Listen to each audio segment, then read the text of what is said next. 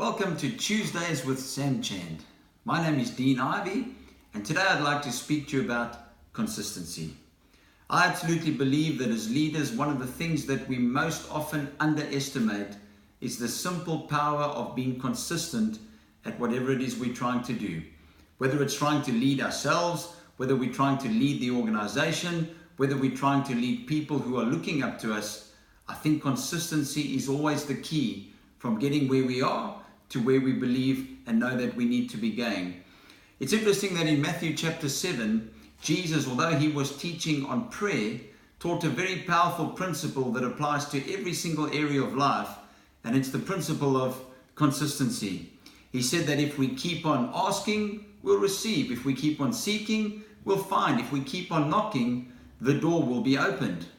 I think one of the mistakes we've all made as leaders is sometimes when we attempt something for the first time, we have a go, we take a risk, we step out in faith, and we find that the door doesn't open as we thought it would.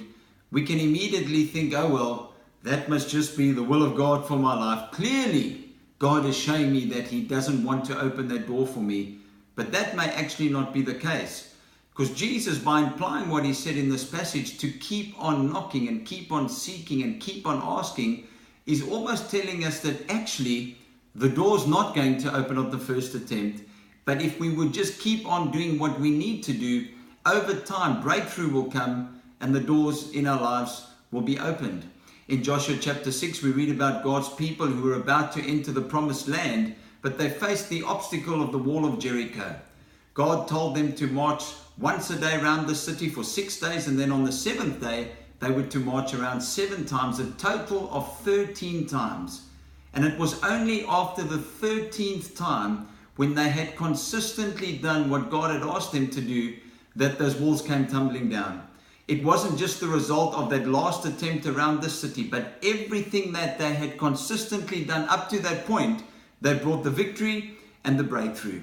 I think we would do well as leaders to take heed of that whatever we consistently do on a daily, weekly, monthly, yearly basis, in those areas we will see great victory and breakthrough coming into our lives.